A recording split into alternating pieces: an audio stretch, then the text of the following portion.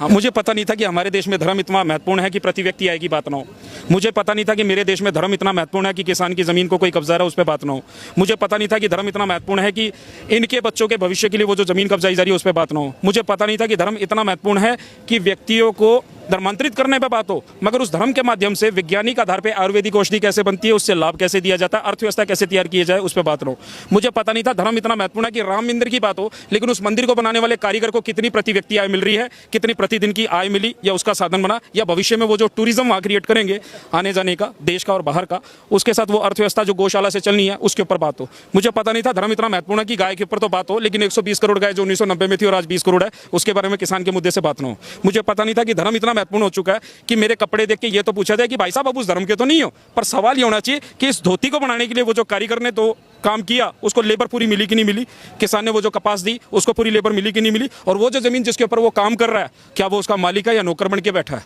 क्या इस धोती को बनाने वाला इंडस्ट्रियलिस्ट आएगा जो हमारे लिए कीमत निर्धारित करेगा पार्लियामेंट के नाम से। मुझे पता नहीं था कि धर्म इतना महत्वपूर्ण हो चुका है कि धर्म के ही लोग आज हमें ये बताएंगे कि किसान के साथ खड़ा होने वाला तो अधार्मिक है और जो पार्लियामेंट के साथ खड़ा हो गया तो वो धार्मिक हो गया। मुझे पता नहीं था कि धर्म इतना महत्वपूर्ण है कि आप मेरे साथ खड़े होकर ये पूछो कि महाराज आप इस लिबास में है, क्या ये धार्मिक है या आर्थिक मूवमेंट है? ये आर्थिक रेवोल्यूशन है, धार्मिक रेवोल्यूशन नहीं है। और हमारे दिमाग का एवोल्यूशन हो चुका है, इन सब किसानों का एवोल्यूशन हो चुका है कि वो जो अंदर बैठे हैं वो आर्थिक मुद्दों पर नहीं केवल धार्मिक मुद्दों पर बहस करने के लिए, इनके प्रति व्यक्ति आय के लिए कोई बात नहीं करेगा। किसानों पर जो अत्याचार हो रहे हैं इस पर किसानों पर बात हो रही है कि किसान खालिस्तानी है, यहाँ पर बैठा है, खाली बैठा है, कुछ काम नहीं है करने के लिए, और ये किस वजह से हो रहा है? आपको क्यों लगता है? पहले कहाँ किसानों की बात सुनी गई थी? किसान तो पहले भी सुसाइड कर रहा था और अभी भी किसानों पर मुझे नहीं लगता किसी सरकार ने, राजनीतिक पार्टी में किसी ने भी काम किया है किसानों। इसके लिए दो उत्तर दे सकता हूँ मैं, हिंट में। मीडिया वाले बड़ी जल्दी समझते हैं। पहला है जी टॉक टू माई हैंड, दूसरा है जी मेक मी अ फूल, तीसरा है जी आप और मैं तो बीच में फंसे पड़े हैं, हम क्या कर सकते हैं। स्वराज का जो नारा जो मूल रूप से दिया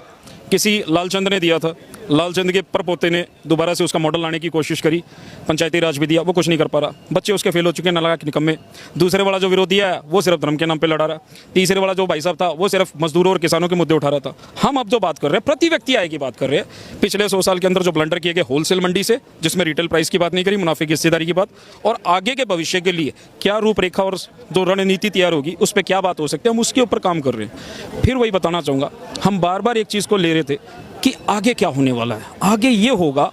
कि जब भगत सिंह, राजदेव, सुखदेव और राजगुरु जो रिपब्लिक इंडिया की बात कर रहे थे, इकोनॉमिक इंडिया पे आ जाएंगे। जिस अंबेडकर को लेके कॉन्स्टिट्यूशन की बात हो रही थी मगर पीएचडी की थ्योरी और थीसिस की बात नहीं हो रही थी, वो थीसिस बाहर निकल आएगी तो ये पता लग जाएगा कि वो इकोनॉमिक एक्सप्लॉयटेशन जो अंग्रेजों ने किया और जो इन्होंने जारी रखा है जिस तरीके से,